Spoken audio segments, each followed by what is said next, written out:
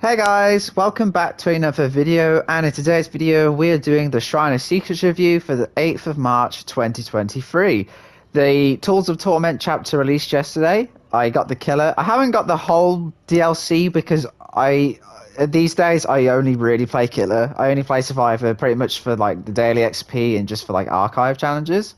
So I got the Skull Merchant. I gotta say, I've actually had a lot of fun with her. She's really fun to play. That might just be from the free games I played last night, but I actually really enjoyed it, and I think I'm just gonna sink all my points into her after this. So anyway, let's get started. First of all, we have Botany Knowledge, which is a Claudette perk. This one comes on pretty often, so I won't spend too long on it, but basically it just increases your healing speed and reduces your healing item efficiency. So your items, like, they're not as effective when you're healing, but your healing in general is increased, and it's kind of a weird like give and take kind of thing, like because your healing speed gets increased and your healing item efficiency gets reduced, but it's not too bad. I just think with this perk there's kind of better options, like for one just using med kits is better. Desperate Measures, um what's the other perk, is it one of the Yoichi's perks? Um, I think this one, it's not like a terrible perk. I just think it's okay. A perk slot for like 50% healing speed. It's not too bad, but you know, there's like boons and the perks I mentioned and stuff. So I'm not sure. I think if you've got no other options, then this one like works fine. I don't know. It's quite a simple perk, you know what I mean? Like, there's not really anything to it. It just increases your speed and it reduces your item efficiency. So remember that as well. I don't know. It's decent.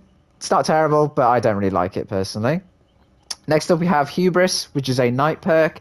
Once again, because the night is on the archive challenges, you will need this perk if you are planning to do those challenges and level up your Rift Pass and stuff. So if you don't have him, all this perk is teachable. Definitely just get it at least at level 1 so you can use it for some challenges. But anyway, whenever you get stunned by a survivor, the survivor becomes exposed for 20 seconds and then has a cooldown of 20 seconds.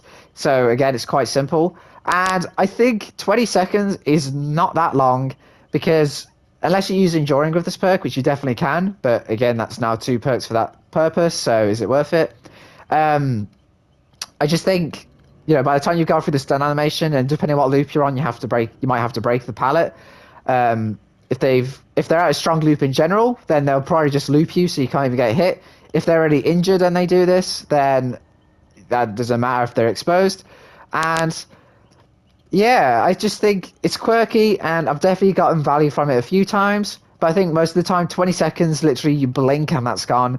And again, depending on the loop, depending on the map, depending on what they have available, and if they know how to play it, they will just basically loop you or just make distance until it runs out because they get notified that they're exposed, and if they know this perk, they know it won't go above 20 seconds.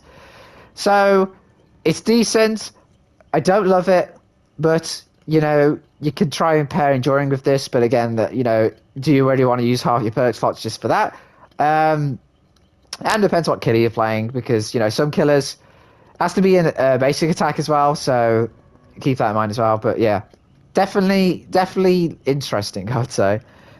Next up, we have Live, which is a Feng perk, and this one has, so when you fast vault a window or over a pallet, you get the speed boost that the exhaustion perks have, and it has a cooldown of 40 seconds while you're exhausted. This one, I think a lot of people say this is like the weakest exhaustion perk because it's really easy to activate, and you can basically just go to any loop, fast vault the window, and then you can just use the 3 second boost to just get so much distance. And I don't know, I think that's just kind of like I don't know. You're not really like, you could try and loop with this because you can use the speed boost to get around the loop quicker, I guess. But I think most people use this just to like zoom far into fucking Neverlands, and I think again with the fact it's so easy to trigger as well, it's not really any like skill to it, you know, and basically anyone can use this perk and you can get the distance. So I think like it is like a good perk in that sense, but I think this perk is quite used like, pardon me, it's like used defensively, you know what I mean? Like if you're not that great at looping, or if it's a killer that you're trying to get used to, or if it's a map you just can't run, which, you know, at me after playing all these years I still can't do half these maps properly, but you might want to use this perk to just zoom away, just fast forward any window or drop pallet, and you're just gone. which is fine, and you can definitely do that. But I just think, in my opinion, I don't know. I just don't think that's going to help you get better at the game, you know? Because at some point you are going to have to learn loops, and you're going to have to try and memorize maps, and different tiles and everything. And I think if you're using this perk to just basically just run away from it, I don't know. You're not really learning, are you? And again, that's not me just saying everyone uses live use it like that. I've definitely used live, and I've seen people use live and obviously use it properly. Not properly, but like, you know, they've used the speed boost to like just run around the tile. You can obviously just run to another tile, which is also a good thing you can use it for as well. If your tile's like been ruined now and they've like broken the pallet or whatever, you can now use the window or whatever's available to just run to like the next tile. You know, you could combo with windows of opportunity for that. I just think like, you know, it's hard to say. Like, it is a good perk, obviously, because the speed boost is easy to use and obviously it's useful. But I just think it's like the easiest one out of all the exhaustion perks. So I don't know. I'll give my thoughts on it after. And finally, we have Spirit Fury, which is a spirit perk. After you break 2 pallets, the next time you get stunned by a pallet, it instantly breaks it, but you'll still go through the stun animation.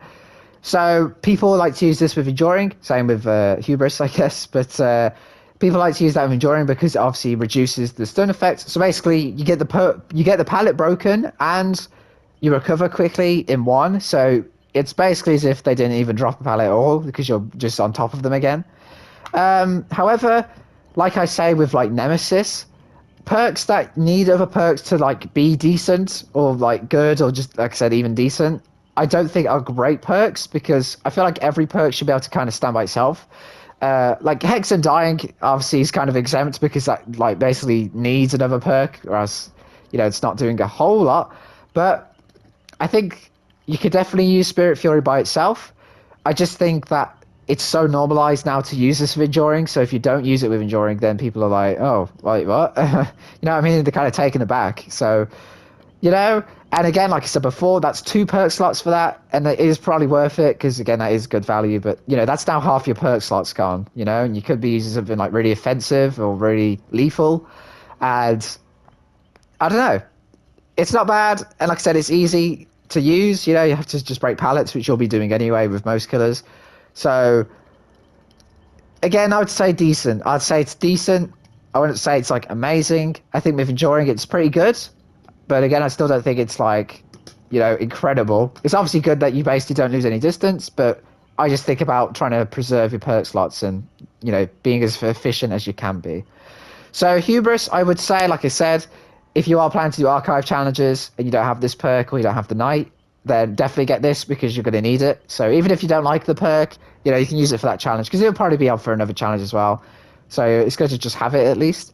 But I think if you had to get this and there wasn't that part to it, then I would say don't get this because I just think it's too situational and you probably won't get value out of it. Botany knowledge, I guess maybe because like I said, it's decent. It's not bad. It says what it does on the tin. The healing item efficiency thing is a bit odd as well. I think that goes up to 30% at tier 3, but I'm not 100% sure. So keep that in mind as well. But I guess you could just say don't use an item of this. Like, just don't bring items. You just don't use items.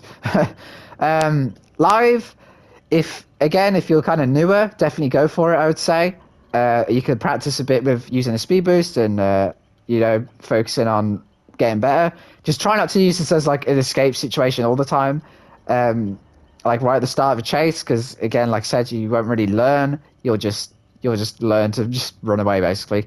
And Spirit Fury, probably not. I would say probably not. I think her other perks are better. Not saying that this one isn't bad, because like I said, it's not bad exactly, and using it with Enduring is pretty good. But again, do you want to use 2 perk slots for that? It really depends what killer you play as well, so that choice is up to you. But not bad. You got some okay ones, got some decent ones, but nothing crazy. I hope you guys enjoyed this. Hope you found this useful, and I'll see you in the next one.